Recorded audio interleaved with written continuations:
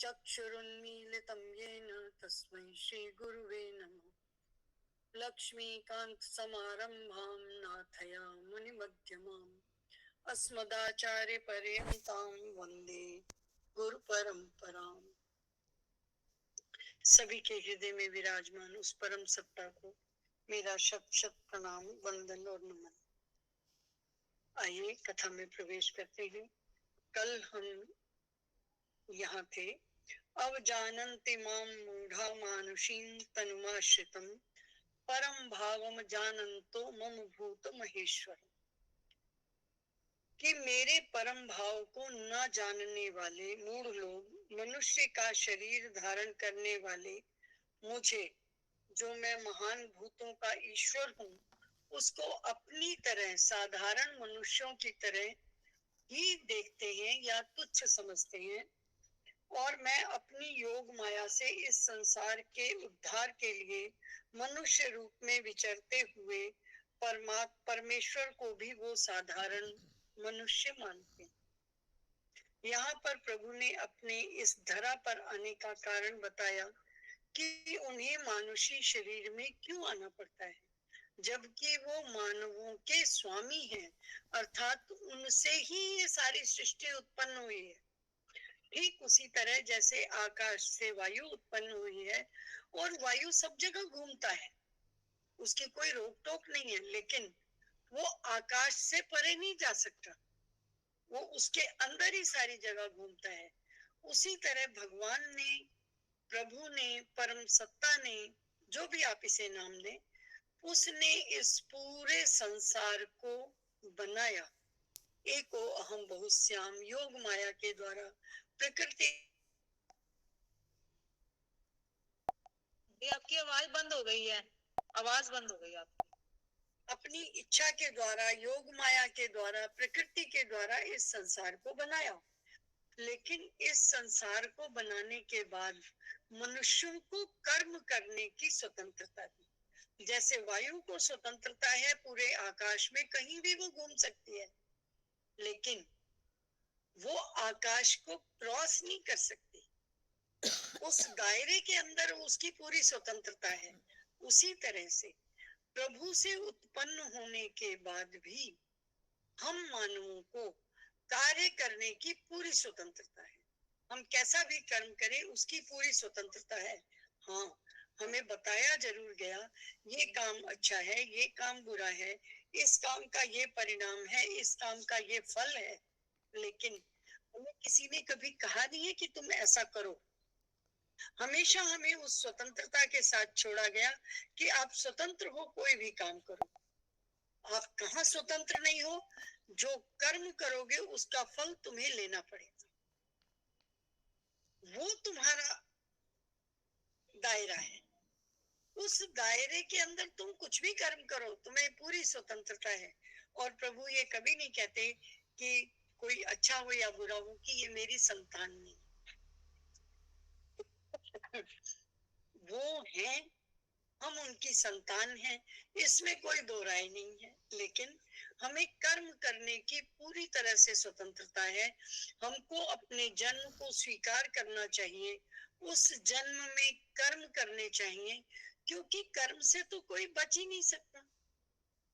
जब हम श्वास को भी कर्म कह रहे हैं कि हम श्वास ले रहे हैं, हम ये नहीं कह रहे हैं हमें श्वासें आ रही हैं, हम ले रहे हैं। इसका अर्थ क्या है? श्वास हम ले रहे हैं, तो क्या हम अपनी श्वासों को बचा भी सकते हैं? हाँ, बचा सकते हैं। लंबी लंबी सांस लो।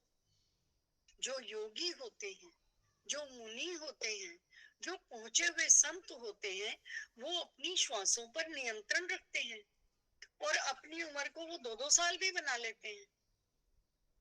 आज की तारीख में हम जिस तरह से सांस लेते हैं, जिस तरह से क्रोध करते हैं, जिस तरह से नेगेटिविटी में रहते हैं, हम 1 मिनट में कितनी बार सांस ले लेते हैं। जो योगी होता है वो बड़ी सांस को अंदर लाता है, बड़ी सांस को निकालता है। जितनी देर में हम 10 लेते हैं उतनी देर में वो 1 लेता है। सांसें आपकी गिन के मिली हैं, लेकिन उसको कितनी देर में लोगे ये आप पर निर्भर है। श्वास पर नियंत्रण। और ये नियंत्रण कब आएगा? जब आपका बाकी इंद्रियों पे भी नियंत्रण होगा।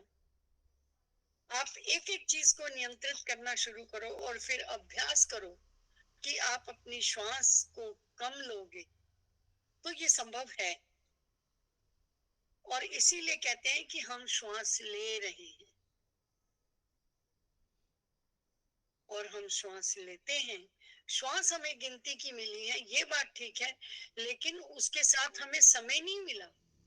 जो समय है वो जितना उतनी श्वासों को लेने में लगेगा, वो आप कम भी कर सकते हो, ज्यादा भी कर सकते हो,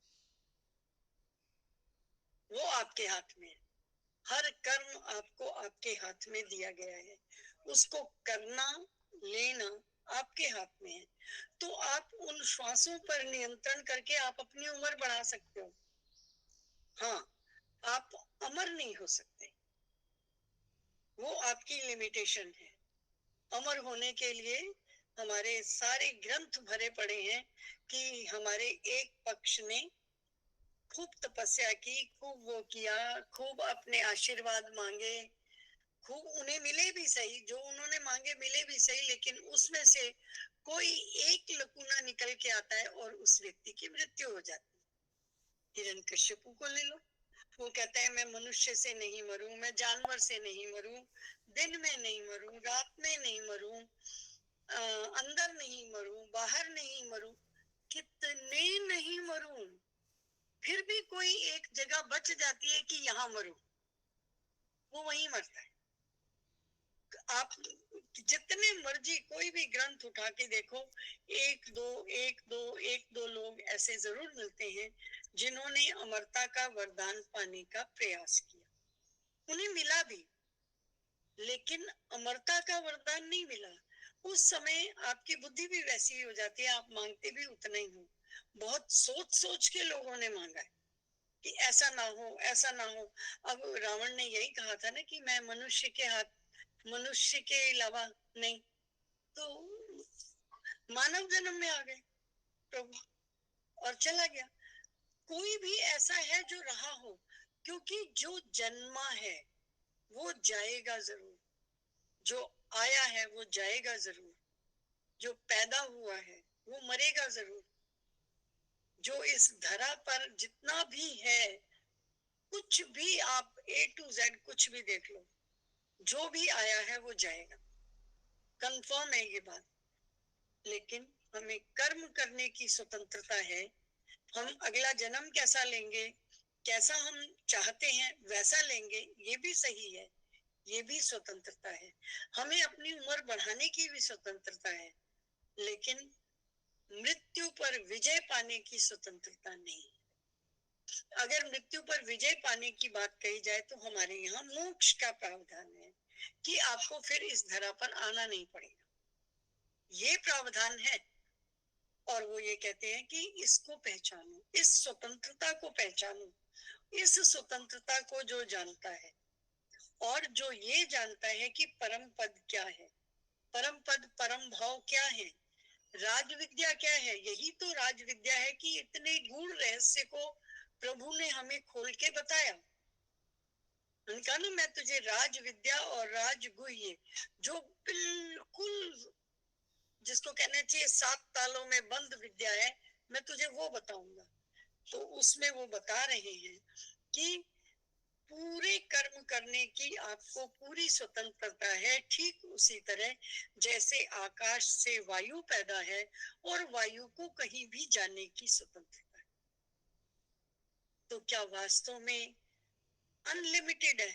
नहीं, वायु घूम सकता है आकाश के अंदर, आकाश को पार करके जाने की स्वतंत्रता नहीं है। ऐसा उसके पास नहीं है कि वो आकाश को पार करके निकल जाएगा, उससे पैदा है उसी में रहेगा। ठीक उसी तरह हमारा ये सारा संसार प्रभु से पैदा है, प्रभु की योग माया का विस्तार है, प्रभु की प्रकृति का विस्तार है। तो उस विस्तृत आकाश में हम अपने कर्मों को करने की स्वतंत्रता के साथ आए हैं। हम स्वयं से किसी भी कर्म करने के लिए पूर्णतया स्वतंत्र हैं, पर हमें ये बताया गया क्या काम ठीक है, क्या काम गलत है, अगर आपने मोक्ष को पाना है तो आपको कैसा व्यवहार करना चाहिए, ये हमें बताया गया। अब हमें मोक्ष पाना है या नहीं पाना है, उस परम पद को जाना है या नहीं जाना है, ये भी स्वतंत्रता हम पर है चूज करने की तरह। आप अगर चूज करोगे तो आपके पास वो है, फिर उसका रास्ता है, आप उस पर चल लो। आपको कोई भी ये बंधन नहीं है कि आप मुक्ति का मार्ग ढूंढोगे, ऐसा कोई बंधन नहीं है। आप चाहते हो तो रास्ते हैं, आप उस पे चलो, आपको मुक्ति मिल जाएगी। तो वो ये कहते हैं अब जानन्ति माम मूढ़ा। मुझे वो बुद्धू लोग ऐसा सोचते हैं कि मैं जो उनके बीच में आ जाता हूँ उन्हीं के उद्धार के लिए, वो अपने लिए थोड़ी ना आते हैं, वो हमारा ही उद्धार करने आते हैं। तो वो ये सोचते हैं कि ये उद्धार करने कोई नहीं आए, ये भी हमारी तरह ही है, साधारण है, ऐसा मानते हैं। और जो ऐसा मानते हैं वो मूढ़ है, मूर्ख है, अर्थात वो ज्ञानी नहीं है। मैं तुझे यही रहस्य, इसी को जानना परम ज्ञान है कि प्रभु हमारे लिए आते हैं, लेकिन प्रभु मनुष्य नहीं है, वो हम में से एक नहीं है, वो नियंता है। उनसे हम पैदा हैं तो हम उनकी सृष्टि में स्वतंत्र हैं, लेकिन उनकी सृष्टि से परे हमारी कोई वक़्त नहीं है। हम उसी पेरिफेरी, हम अपने घर में जहां मर्जी घूमे, जैसे मर्जी घूमे, ये स्वतंत्रता है। हम पड़ोसी के घर में जाके नहीं घूम सकते। उसी तरह से परमात्मा ने हमें जिस घर में भेजा है, इस पूरे घर में हमें कर्म करने की पूरी स्वतंत्रता है, लेकिन दूसरे घर में नहीं। और भी तल है ना हमारे, उन तलों में जाकर हम नहीं कर सकते कुछ। हम कहें कि हम नागलोक चले जाएं, वहां कुछ कर आए, संभव नहीं है। हमें जिस धरा पर भेजा गया वहीं कर्म करने की स्वतंत्रता है। तो वो कहते हैं कि मैं अपनी योग माया से, मैं अपनी प्रकृति के विस्तार से इस संसार का उद्धार करने के लिए मनुष्य रूप में आता हूं, पर मुझे मनुष्य समझना ये मूर्खता है, क्योंकि मैं मनुष्य नहीं हूं। मेरे अंदर ये सारा कुछ है। ये तो जिस जिस माया के विस्तार से मैं तुम सबको मनुष्य बनाता हूँ, उसी की सहायता से मैं खुद भी मानव योनि में आता हूँ, तुम्हारा उद्धार करने के लिए, वरना उसे यहाँ आने की कोई जरूरत नहीं है। वो हमारा स्वामी ही है, वो मानव नहीं है। तो वो कहते हैं मोघाशा मोघ कर्माणो मोघ ज्ञाना विचेतसा राक्षसीम आसुरीं चैव मोहिनीम प्रकृतिम श्रिता। कि ये व्यर्थ की आशा, व्यर्थ के कर्म और व्यर्थ का ज्ञान, मोघ आशा, मोघ कर्म, मोघ ज्ञान, ये तीनों ही हैं। ये विक्षिप्त, अज्ञानी और राक्षसी, राक्षसीम आसुरीं चैव मोहिनीम प्रकृतिम श्रिता। कि ये जो बात है, ये राक्षसी, आसुरी और मोहिनी प्रकृति को ही धारण किए रहते हैं, ऐसा उन्होंने कहा। इसका अर्थ क्या है? इसका अर्थ है कि ये व्यर्थ की आशा, व्यर्थ का कर्म, व्यर्थ के ज्ञान वाले जो विक्षिप्त चित्त, जिनका दिमागी ठिकाने नहीं है, ऐसे अज्ञानी लोग राक्षसी और आसुरी और मोहिनी प्रकृति को ही धारण किए रहते हैं। अर्थात वो उसी को सच समझते हैं जो उनकी राक्षसी, आसुरी और मोहिनी प्रकृति में आता है, अर्थात जो उनको अच्छा लगता है, जो उनके लिए प्रेयस्कर है। जिसके लिए अर्जुन के लिए कहा जाता है कि उसने बार बार क्या कहा कि जो मेरे लिए हितकर है मुझे वो बताओ, क्योंकि वो जानता है कि कुछ प्रियकर भी है। कहता है मुझे प्रिय नहीं बताओ, मुझे हितकर बताओ। और वो लोग जो इस आसुरी, राक्षसी और मोहिनी प्रकृति वाले हैं, प्रवृत्ति वाले हैं, वो केवल उस प्रकृति के अंदर ही रहते हैं और वो सारी प्रेयस्कर बातों को ही समझते हैं, उनको श्रेयस्कर नहीं पता। इसलिए वो क्या करते हैं, व्यर्थ के काम करते हैं, व्यर्थ का ज्ञान रखते हैं, व्यर्थ की आशा पालते हैं। उनसे बात करो तो वो प्रबोधन करते हैं, वो बहस नहीं करते, वो कुछ जानने के लिए बहस नहीं करते, वो सामने वाले को डिगाने के लिए बहस करते हैं। एक है कि मेरी क्वेरी है, मैं अज्ञानी हूं और मैं जानना चाहता हूं कि ये कैसे हुआ, तो जो मेरे प्रश्न होंगे, और एक ये कि मैंने तुम्हें नीचा दिखाना है कि जो तुम कह रहे हो वो गलत है। एक ही बारे में बात होगी, लेकिन एक व्यक्ति ये सोच रहा है कि मुझे नहीं पता, इनसे मैं जान लूं, वो भी चार प्रश्न करता है। और एक व्यक्ति इसलिए चार प्रश्न करता है कि इसको एक बार ठोक के जवाब दे दूं, ये जवाब ना दे पाए। इन दोनों में अंतर है। सवाल दोनों आदमी कर रहे हैं। जिसने जानना है, जो वास्तव में जिज्ञासु है, वो भी सवाल कर रहा है, और वो भी सवाल कर रहा है जिसने आपको आपका मुंह बंद करना है। दोनों के सवाल हैं, लेकिन एक आसुरी प्रवृत्ति वाला है, राक्षसी प्रवृत्ति वाला है, या इस मोहिनी योग माया के अंदर वो भ्रमित है, तो वो अपने हिसाब से प्रश्न करेगा। और जो वास्तव में इस रास्ते को जानना चाहता है, उसके प्रश्न कुछ और तरह से होंगे। उसका प्रश्न आपको नीचा दिखाने का नहीं होगा, उसका प्रश्न उसकी जिज्ञासा के लिए होगा। अब अगर इसी बात को हम अर्जुन के ऊपर बिताएं, ये जो अभी इसी श्लोक में हमने देखा, अर्जुन ने शुरू किया था, मैं नहीं, वो और उसका से। अगर मेरी बहन का पति मर गया तो मेरी बहन विधवा हो जाएगी, यही सवाल था ना उसका। कि मेरे गुरुजन, हमारे कुल की स्त्रियां, वर्ण संकर, इनसे शुरू हुआ था। क्या मतलब, उसका उसके जाने से उसको दुख होगा, मैं उसमें इन्वॉल्व नहीं हूं, उसका अपना कोई परेशानी नहीं थी। कहता है कि अगर वो मरेंगे तो मेरी बहन विधवा हो जाएगी, समाज की स्त्रियां दोषी हो जाएंगी, वर्ण संकर पैदा होंगे। अपने लिए नहीं सोच रहा हूँ, दूसरों को नहीं सोच रहा। और उसके बाद वो थोड़ी देर के बाद सोचता है कि प्रभु, मैं तो इस चीज को पाना ही नहीं चाहता, इनको मारकर तो मैं जीना भी नहीं चाहता। फिर वो मैं पे आया। पहले वो फालतू की बात कर रहा था, फिर वो मैं पे आया। मैं के बाद उसने अपने उद्धार की बात की, आत्म उद्धार की। और आत्म उद्धार की बात करने से पहले उसने कितने सारे प्रश्न किए।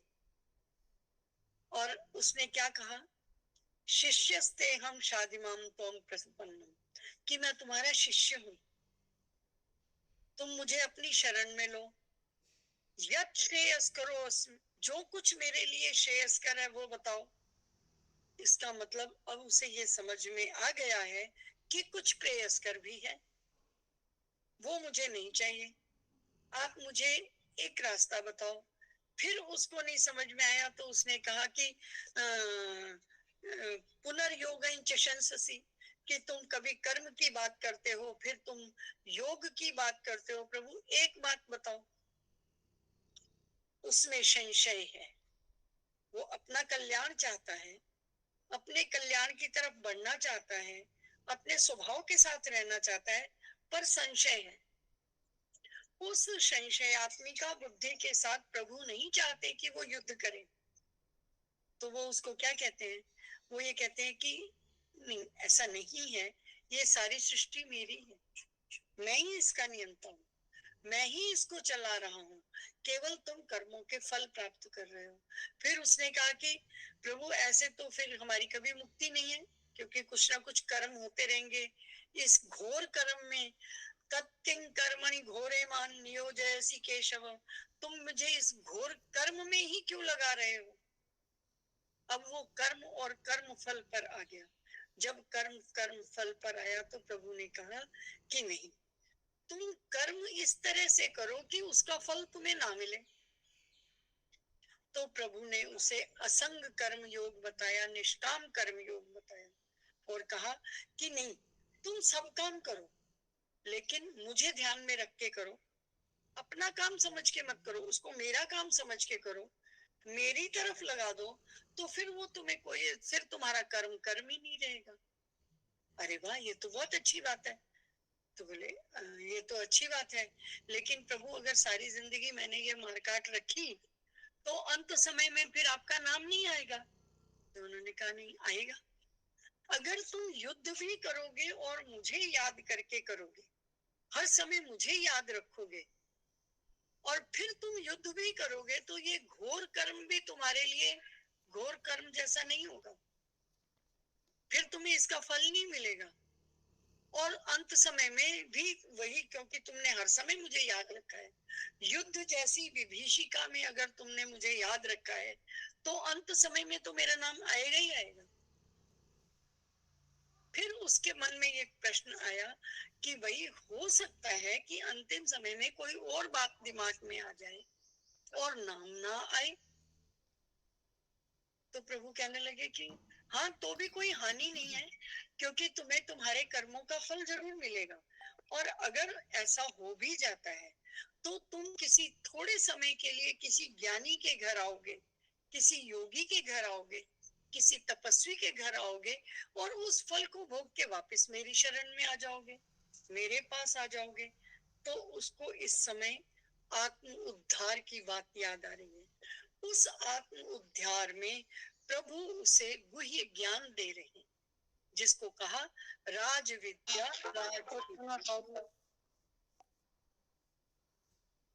राज विद्या राजगुह्यम, कि मैं तुम्हें राज विद्या का ज्ञान देता हूँ।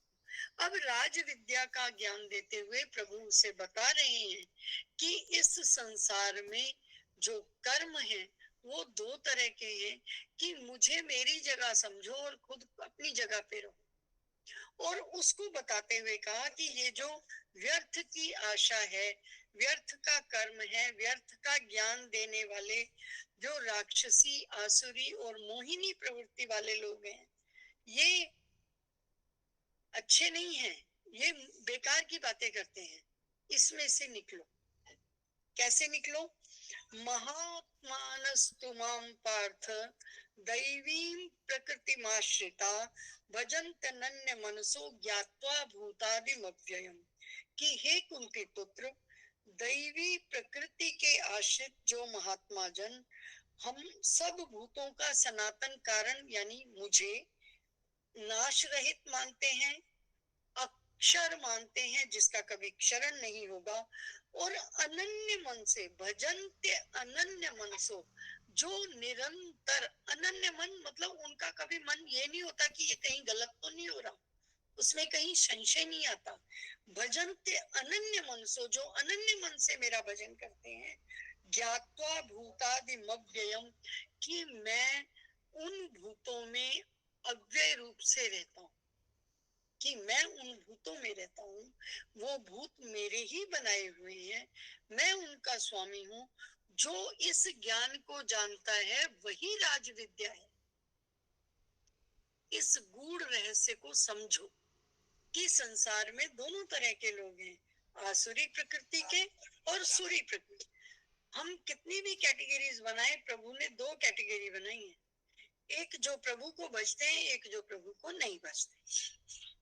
तो वो ये कहते हैं कि जो ज्ञानी है, ज्ञानी यानी राज विद्या जो मैं तुझे समझा रहा हूँ, जो उस ज्ञान को समझता है, वो क्या करता है, महात्मानस्तु मां पार्थ, वो जानता है कि मैं इस प्रकृति का कारण हूँ, महाभूतों का कारण हूँ, अर्थात मुझसे ही ये सारी सृष्टि उत्पन्न हुई है, और जो मुझसे उत्पन्न हुई है मुझे अव्ययी मानते हैं, जिसका कोई जिसका फिर खंड नहीं हो सकता, अक्षरण मानते हैं, जिसका कभी क्षरण नहीं होता, त्रिकालज्ञ, तीन कालों में यही एक सच है, ऐसा जानते हैं। वो जो है वो निरंतर मेरा ध्यान करते हैं, और जो निरंतर मेरा ध्यान करते हैं वो तो मेरे ही हैं। और फिर प्रभु आगे बताएंगे कि मैं भी उनका हूं। ये अगले से अगले श्लोक में बताएंगे। श्री कृष्ण गो नहीं, अभी समय है, मेरे को क्यों लगा। तो वो ये कहते हैं कि अनन्य युक्त होकर, मुझे लगा टाइम हो गया, वो 51 का 5 दिख गया ना, मुझे लगा हो गया। जी, चलो, भ्रम भ्रम हो जाता है मुझे भी कई बार घड़ी देख के एकदम से कि 5 बज गए, लेकिन 4:52 में भी है, 8 मिनट है। 4:52। जी। हाँ, तो वो कहते हैं कि हे कुंती पुत्र, उस नाश रहित, जिसका कभी नाश नहीं होगा, ऐसे अक्षर स्वरूप को जानकर।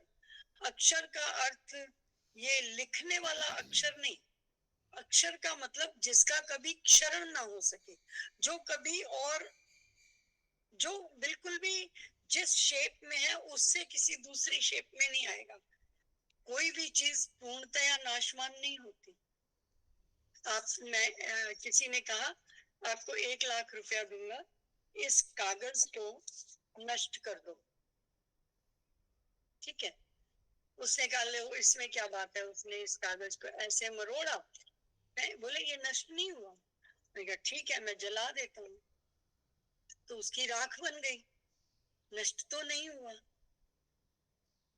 तो अक्षर ब्रह्म से जो तत्व है वो कभी समाप्त नहीं हो सकता। किसी ना किसी तत्व में, किसी ना किसी रूप में उसकी सत्ता है, वो अक्षर है। और उस अक्षर को अक्षर मान लेना ही राजविद्या है, जो इस अध्याय का मूल मंत्र है।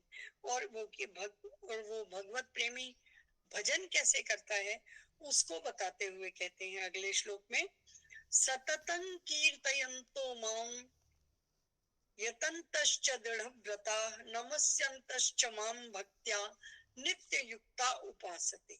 वो कहते हैं ये दृढ़ निश्चय वाले भक्त जन जो हैं, निरंतर मेरे नाम और गुण, कुछ मेरे नाम का कीर्तन करते रहते हैं, कुछ मेरे गुणों का विस्तार करते रहते हैं, मतलब मेरे गुणों को बार बार दोहराते रहते हैं। मेरे गुणों का इसीलिए हम अगर, नहीं शायद कभी बात नहीं हुई, यहाँ तो नहीं हुई, तो हम क्यों कहते हैं कि भजन 2 तरह का होता है, या तो उसमें प्रभु का नाम हो, या उसमें प्रभु के गुणों का विस्तार, कि जिसमें प्रभु का गुण गान हो। गुण का विस्तार अर्थात प्रभु के गुणों का गान होना चाहिए। ये जो हम गाते हैं ना, आ तेनू चुन्नी चढ़ावा, आ तेनू तिलक लगावा, आ तेनू भोग लगावा, ये तो मैं लगा रहा हूं ना। प्रभु ने ऐसा करने को कब कहा आपसे? वो भाव के भूखे हैं। जब हम कहते हैं कि हम कीर्तन कर रहे हैं, कीर्तन करने का अर्थ होता है या हम उसका नाम ले रहे हैं या हम उसके गुणों को गा रहे हैं। ये आजकल जैसे भजन चल पड़े, ये भजन नहीं है, ये वस्तुतः हमारा क्या कहेंगे, मनोरंजन है। भजन वो जिसमें प्रभु का नाम हो। और इस बात को आप हनुमान जी की उस बात से समझ सकते हैं कि वो कितनी बढ़िया माला दी होगी, कीमती जिसके लिए होगी। प्रभु का भक्त क्या करता है, राम है कि नहीं है तो मेरा, नहीं तो मेरा नहीं, मुझे नहीं चाहिए। उसको ये नहीं है कि दुनिया में क्या कीमती है क्या नहीं है, मेरे लिए क्या कीमती है, मेरे लिए क्या कीमती नहीं है। तो मेरे लिए क्या कीमती है, सततं कीर्तयन्तो मैं राम का कीर्तन करता हूँ, राम का नाम है तो ठीक है, नहीं तो मुझे नहीं चाहिए, फेंको। सारी माला तोड़ के फेंक दी। और उस समय कहते हैं कि विभीषण ने उठ के कहा भी था कि तुमने इतनी कीमती माला फेंक दी। बोले अच्छा ये कीमती थी, इसमें राम तो था ही नहीं, राम के अलावा भी कुछ कीमती होता है क्या, मुझे तो नहीं पता। तो कीर्तन करना सत, और वो भी कैसा, सततन। और सबसे बढ़िया कीर्तन क्या माना गया है कि श्वास एक श्वास आए राम, सांस जाए और रंग, ये होती है माला। ये जो हमारी माला है ना, ये पूरी हो जाती है। ये माला जब आए तब से शुरू है, जब जाएगी तब तक चलेगी। ये है माला जिसमें टूटना नहीं होता, जिसमें सततम होता है। और प्रभु ने कभी किसी चीज के लिए मना नहीं किया। आप इस बात को इस बात से भी समझ सकते हो कि प्रभु उसको कभी कहते हैं धनंजय। प्रभु ने क्या कभी धन कमाने के लिए मना किया? अगर मना किया होता तो वो अर्जुन को धनंजय नहीं कहते कि जिसने बहुत सारा धन जीत कर लाया, ऐसा व्यक्ति। अर्जुन सुन, धनंजय सुन, जिस समय हम खांडव वन को जलाकर और बसाई थी इंद्रप्रस्थ, खांडव प्रस्थ, उस समय अर्जुन को धन चाहिए था अपनी नगरी के लिए, तो उसने बहुत सारे राजाओं को जीता था। जीतने के बाद उनसे धन लाया था, और जितना धन बाकी भाई लाए थे उससे कहीं ज्यादा वो अकेला लाया। और इसके लिए प्रभु उसे धनंजय कहते, कि जिसने धन को ही जीत लिया। और उस धनंजय के लिए प्रभु बड़े आदर सूचक शब्दों में उसको कहते हैं कि धनंजय। उनको